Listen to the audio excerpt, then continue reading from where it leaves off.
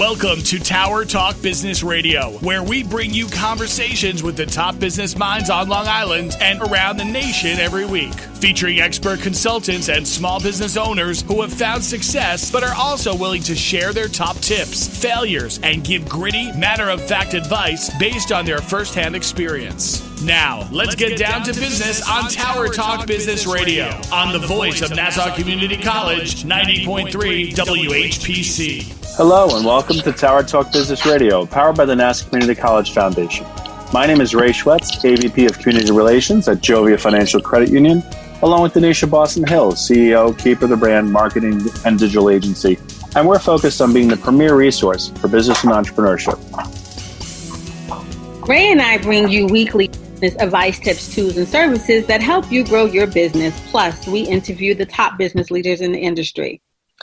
Now, Ray, you know, since we've met, I've been a proud MWBE. I've been touting that hat, trying to grow my business. So I'm really excited about today's show. And I'm hoping that we can share with our listeners a little bit more about how they can grow their business and the importance of being a certified MWBE. Agreed. Yeah, we've got a powerhouse today, so I'm very excited about that. Helping provide us with business empowerment today is Lionel Chitty. He's the Executive Director at the Nassau County Office of Minority Affairs.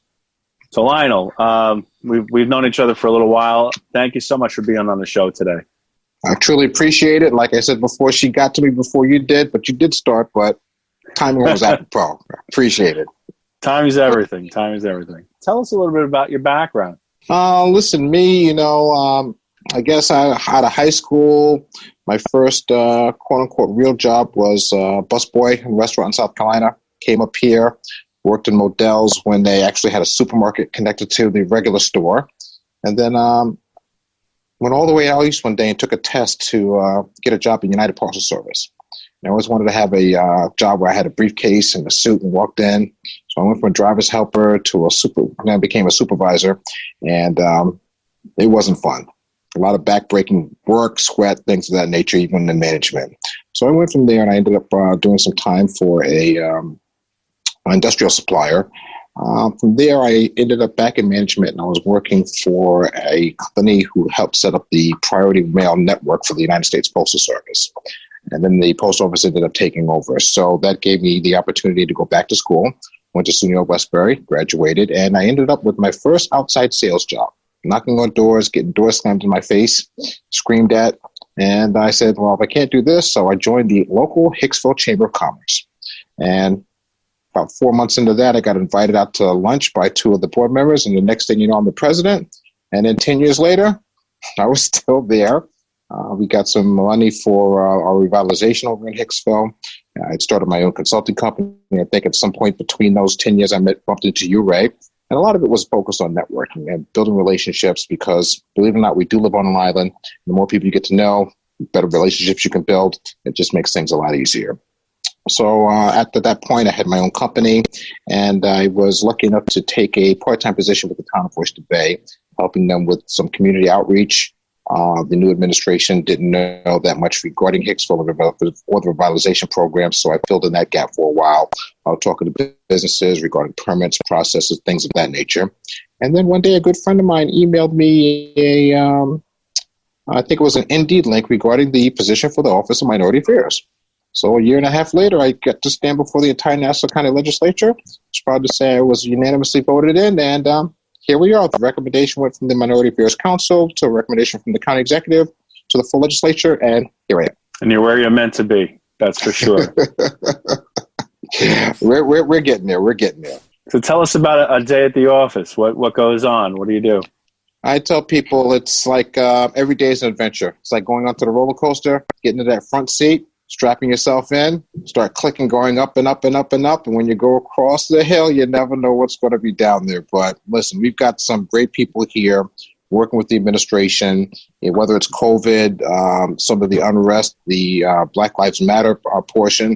But, we always try to look at the bright side. Our main function here is to focus on minority, women-owned businesses, service-disabled, veteran-owned businesses, and disadvantaged business enterprises to give those specific pieces of the population a better opportunity for contracting. So what do we have going on right now? We have a disparity study, which will give our processes a little bit more oomph as far as setting firm goals for Nassau County contracting. There are firm goals for state contracting and also federal contracting. So we're going through this disparity study now. We're in the process of selecting a company and awarding them to do this process, to speak to the businesses, take a look at the county's contracting practices. And we're fortunate because it's going to be a Nassau and Suffolk County disparity study.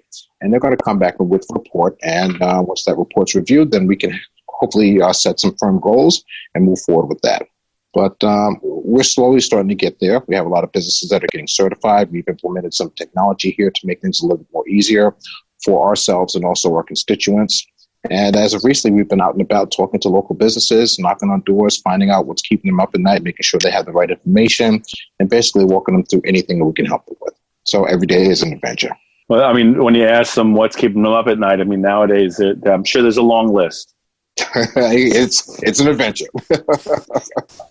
No, there's definitely is a long list. So what do you suggest as far as, a business going through COVID and we keep hearing the word pivot, but it's really an evolution in how people are using innovation and technology. What would you suggest to some of our listeners that are, staying up at night and worried about what's next as we start to open? It's funny you mentioned pivot.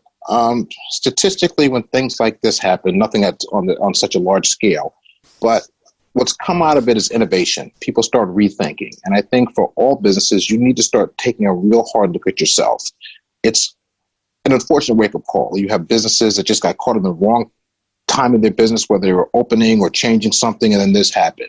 You have businesses that were barely getting by prior to this, and you have some businesses that took a hit, but they're still okay. So what I talk about now is sustainability. How were you financially? How was your business plan? How was your marketing before you went into this? Were you okay? Did you have some great ideas? We still have businesses out there that don't have websites. We still have businesses out there that don't market themselves on social media. It's become a staple today. When I look at myself or my family, my wife, before she buys anything, she's online looking at websites. She's looking at reviews so she can make a better educated choice. So what I tell businesses, you have to go back to the basics. As a former business owner with my own consulting company, I know how hard it is to put together that business plan.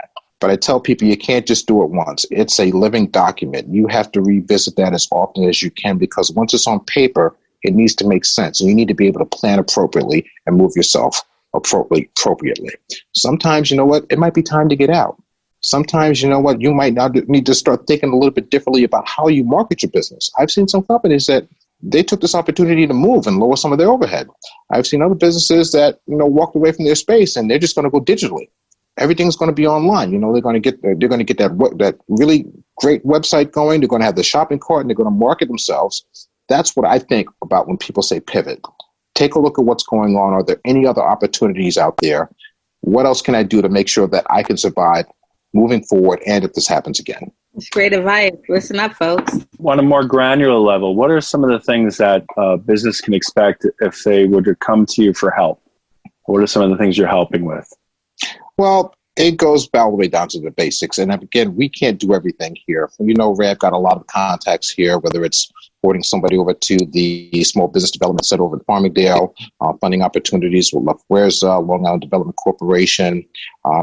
Even with COVID right now, it's broadened my partnerships because now we can all do it virtually. And it doesn't matter if you're in California or in Suffolk. We can all still virtually connect. One of the other resources we utilize is Dr. Daphne Gordon over at the Entrepreneurial Assistance Center program in Suffolk County Community College.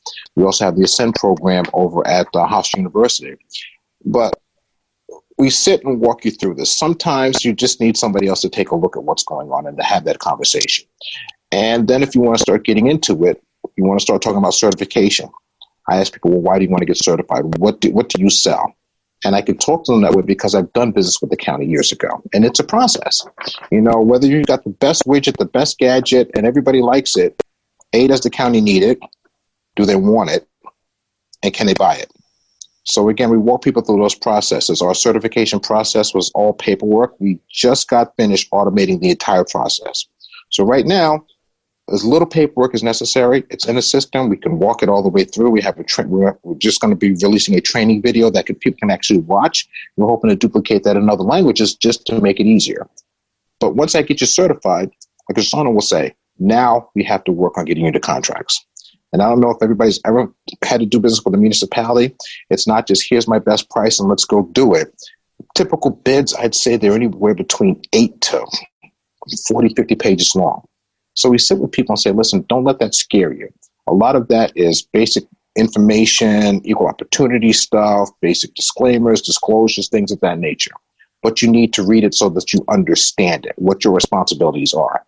After that, when they're both all the same, take a look at the first 3 pages. This is who's looking for something. And this is when they're going to be putting it out and opening the bid. And at the bottom, at the end of it, it says what they're actually looking for, how much. And if you're really slick and have ordered something like this before, you can go back and foil who ordered it and what they paid. Mark it up a little bit for inflation and give it your best shot, because at the end of the day, it's always going to come down to best price or best service, period in the story. And we need to be able to explain that to our small businesses. But once we get them in, we get them certified, we want to walk them through that process, because I'll be the first one to tell you, if the price was so low or you've tried and you can't compete, then maybe that's not the price, that's not the product that you want to sell. You still want to be able to sustain. You still want to be able to sustain. So maybe you need to walk away from this one and go to another one, or try to find something else and speak to these people in purchasing, because they're the ones that are actually going to be using the products, and they want to make sure that they feel comfortable. And it always comes down again to relationships. So again, that's some of the mainstay of what we do. We do a lot of cultural things also, social services, we're a referral service. So we try to be one big basic resource center for any and everyone that comes in or reaches out. You are listening to Tower Talk Business Radio on the voice of Nassau Community College, 90.3 WHPC. I'm Ray Schwetz, along with Donyshia Boston Hill, and our guest today is Lionel Chitty, Executive Director at Nassau County Office of Minority Affairs. So what are some of the misconceptions about your business, about your office? Misconceptions. Okay, I've got certified. Where's the money? Where's the job? You have to put in the work. You've got to put in the work. I've done it before. I went to purchasing. Back then, you could just walk right in and somebody would talk to you while I foiled it, and the guy explained everything to me. Now we have the technology. It can be tough. And if you want the business, you have to go after it. All of it's electronic. You need to go into that system once, twice, 3 times a week. See if there's anything for you. Don't rely on the system to reach out to you. Come talk to us. You know, there might be some other things going on that you might be able to tweak. Ask us what other resources are out there for you. We don't do funding, but we know a lot of organizations across our region that do the funding. Where's that assistance? Where's that technical assistance? We are that one-stop shop, but that misconception is they've looked at what's been done before, whatever the years are, whatever they thought the business was. We tell people to give us a call. Somebody actually just said that today. Why should I call? I don't think they can help me. And my response is, if you don't call, I know I can't help you. But if you call and we have a conversation, maybe I can help you. Maybe I can just meet somebody new and find out what they do and maybe do business. I don't know. But we got to be able to make sure that we are able to connect. And I think that's the biggest misconception. Give us a buzz. Give us that opportunity. Let's have a conversation. Let's see if we can actually help you with you and or your business.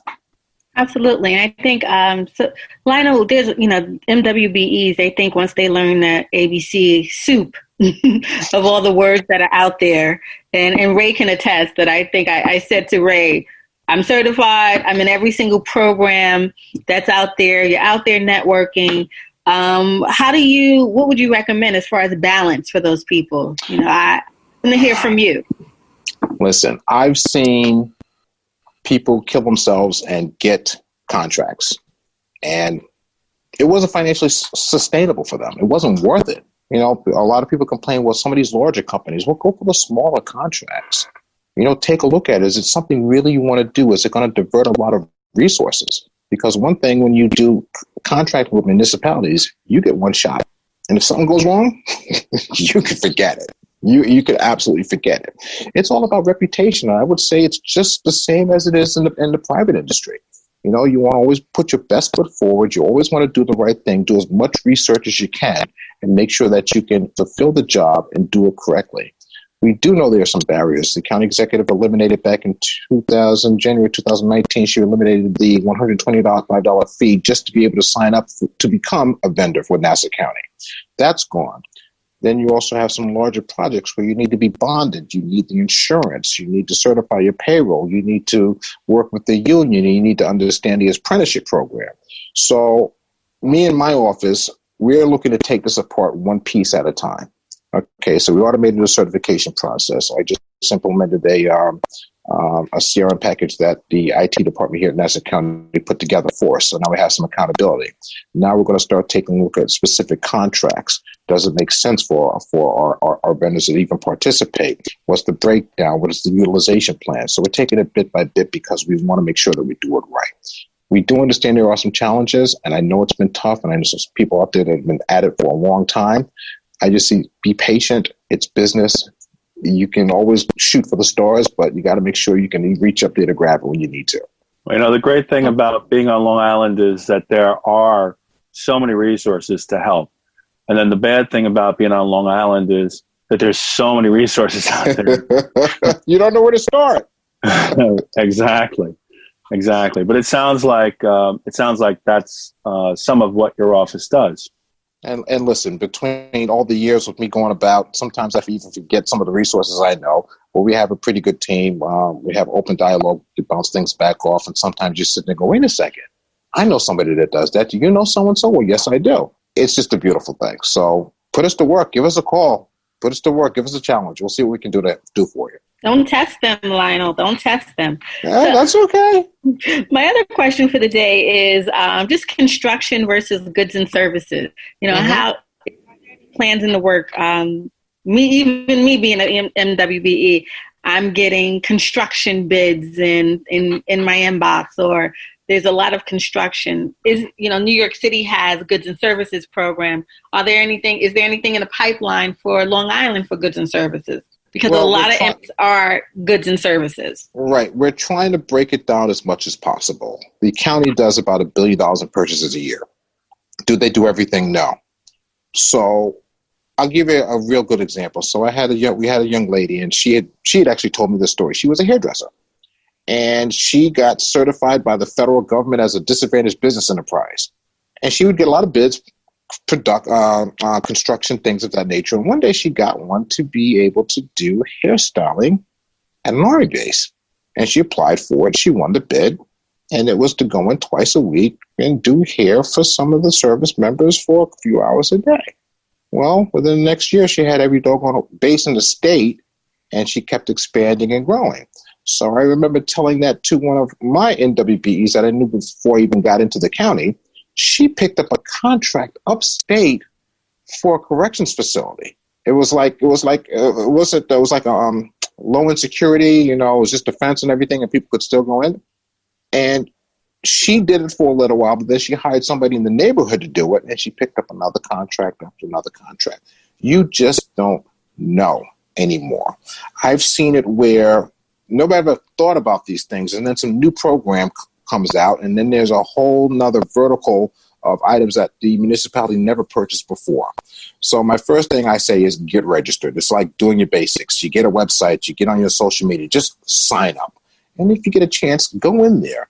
Are we going to be doing hair salons all the time? No. Restaurants are tough also? No. All the goods and services, we just don't know. Maybe you need to go to some of these events, these vendor forums, and talk to that guy over in purchasing. We actually dragged them out last year and say, hey, listen, do you guys ever do this? We never thought about that. It comes back to that sales. Pitch your pitch. It's always going to work no. And I always say every no gets you closer to a yes. And sometimes a no means, okay, let me not spend too much time focusing on this over here. Let me go look for something else. And a lot of it is construction, but goods and services, the beautiful thing with the county is for goods and services, if you sign up and say you sell this, you can sell this. As long as the price and the quality is there and you meet the specifications, they don't care. They just want the best quality at the best price. So again, you can register and say you sell bottled water, but if a bid comes up for pens, you can bid on it. You are listening to Power Talk Business Radio. Our guest today is Lionel Chitty, Executive Director at Nassau County Office of Minority Affairs. My name is Donyshia Boston Hill, along with Ray Schwetz on the voice of Nassau Community College, 90.3 WHPC. You have a lot of accomplishments there. What are some of the ways that you feel like you've really made an impact on the community? I would actually go back to a couple of things. My number one would be anybody I can mentor or guide and build a relationship with. You know, I've seen people where they started off from the bottom or they were just not in a good place, and we had a conversation and you talk and you start working a little bit together and you watch them grow. I'm like, oh, I hope you grow into a really big position, because that way I can call your office when you're the president and I know I'm going to get my phone call picked up. Or even when it goes back to Hicksville, when everybody said that you'll never get any money to do any revitalization in downtown Hicksville. It took us 8 years, but it was pretty good to stand there with that big phony check, $10 million as seed money to revitalize downtown Hicksville. That was a lot of work, but I will tell you, it felt doggone good. No, that Chamber of Commerce, what you guys have done with that, I think that's exemplary, you know, to other networking organizations and other chambers. Certainly kudos to you and the team that you have there for doing the work that you do. Now, do you continue work with the Chambers of Commerce? Officially, I am the executive director for the Hicksville Chamber of Commerce after, 9.5, 10 years of being the president. Mike Ravillo is the current president, and I try to fill in when I can. You know, my job here is, I don't want to say 24/7, but it's a handful. But anytime I can try to help or assist somebody, I did do a pretty good job of marketing myself. I still do get phone calls. I give credit to the chamber when it's due, but we try to do the best we can. We had an event yesterday with the reopening, phase 3. Nobody else could make it, but I was lucky enough to be able to swing by in the course of my day, fill in for a little bit. And again, we're all just here to help. For me, it's not about, the pat on the back. It's about building those relationships, meeting new people, and networking our tails off. Now, what advice would you have for people who are out there networking? Because obviously, I honestly, you were one of the people that when I first started out at NEFCU before we became Jovia, when I first started out, I looked at some of the things that you were doing. And honestly, I looked at that and I kind of modeled myself after that. A lot of the work that you did. That was crazy, right? Yep. Just crazy enough to succeed. So, I looked at some of the networking that you were doing, and I think it might be helpful to our listeners if you were to share your successes with networking. Listen, before I got in outside sales, I was a very quiet guy, but I was good at customer service. I can't imagine you being quiet. It was brutal. My first piece of advice is find a mentor, or 2 or 3. I'm over 50. I have 3 mentors still, because I don't know everything. And when I got in outside sales, one of my mentors, he was about my same age, but he'd been in sales a long time. He goes, go into the tallest building on Long Island. At the time, I went to the Omni building in Uniondale. He goes, go into the basement and get on the elevator in the basement and press every button for every floor. And your job is to start a conversation with somebody who gets in an elevator before you get to the top floor. And I'm telling you, it was hard. It took me about 3 days. Now my wife hates getting in an elevator because I won't shut up. It's a skill to be able to shake somebody's hands, to look them in the eye, to talk intelligently, to find out what they're doing and not talk too long and too much. I always tell people, go back to those basic sales skills, those relationship skills, because it will start leading you down different paths. Find those mentors, seek them out. Come outside of your comfort zone. Do things you normally wouldn't do. There was no way you could get me to go to a large event and start handing out my cards. I started with my son. Now I don't have to do it. I take him to an event and I give him my business cards. I said, go ahead. He goes, okay. My wife goes, where is he? I said, he's over there building his future. But it's tough. Next advice, I say, know your craft and know it well. And don't be afraid to tell somebody, I don't do that, or I can't do that, or we don't do that, or let me help you. I constantly say it's not always about price. People buy from people, and they buy from people they like. Sometimes people are driven by price, and you're not going to change that. But again, if you start understanding the craft and what you do and how you can fit in, this is centuries old stuff. It's all relationship. So when people ask me what are the most 3 important things that I see, relationship, relationship, and relationship. Sage advice. Now, with everything that you're doing, what do you do to relax? Oh, or relax. Do you relax? I live out east. It's the beach, and just spending time, nothing too crazy. Maybe hopping the bike with the kids and my wife. maybe a good movie, but I think things are nice and quiet when I get home. My kids are getting a little up in age. My son's going to be 17 next month. My daughter's behind turning 15. I want to make sure I'm there for them. I don't mind. I always told my wife, my family, even at work, I don't mind working hard, but I do need that same time. So as long as I'm home or spending time with my family, I'm good. I'm really good. I'm blessed. That's Counting your great. blessings. You are. And soon you'll be ready to retire and leave Nassau County. So my question will be, what do you want to be known for? What type of stamp do you want to leave on your office? I'm the one with the hard question. Sorry. No, that's fine. I always wanted, because of the things that we had to go through and the things we had to learn, I wish I'd done it earlier. I want this office to be what I want to do after this, to be that one-stop shop that you can go to for no matter what. Have a conversation, look for funding, talk about my business plan. What am I going to do for a career? What school did I go to? How do I pick up these things? Because I think that's important for any community, for anybody. And there's so much going on in the world right now. I always look at the next step. Right now, there's a lot of protests. People are angry. Things are starting to get done. But I sit there and I go, what's next? I still want to be able to plant seeds, to be able to help those younger folks so it can be a little bit easier for them. They don't have to beat their head against the wall like most of us did coming up. You know, technology is a fantastic thing. It needs to be utilized properly. So I think the stamp that, I want to put some things in place here that are sustainable, that no matter what happens, it will still be useful and effective for the community. And I like to be able to duplicate that or if and when I retire. That's what's important to me. I think that's one of the biggest things that I want to make sure that stays a stamp that we made sure we got done. We want that sustainability for the community. They're lucky to have you, because I do think you're on your way to doing that if you haven't done so already. What's the best way to get into contact with you? Best way is by phone, 516-572-2240. During COVID, all lines come to my cell phone. After COVID, they will bounce through and somebody will pick up the phone. I'm not even ashamed to give my work cell phone, which is 516-660-9348. And if you really want to reach out, you can email us or email me directly at lchitty, CHITTY, at nassaucountyny.gov. And a side hint, if you poke around online long enough, I'm quite sure you'll find my regular cell phone someplace. And one of my best sales tricks, and I tell people this all the time, and I started seeing people doing it.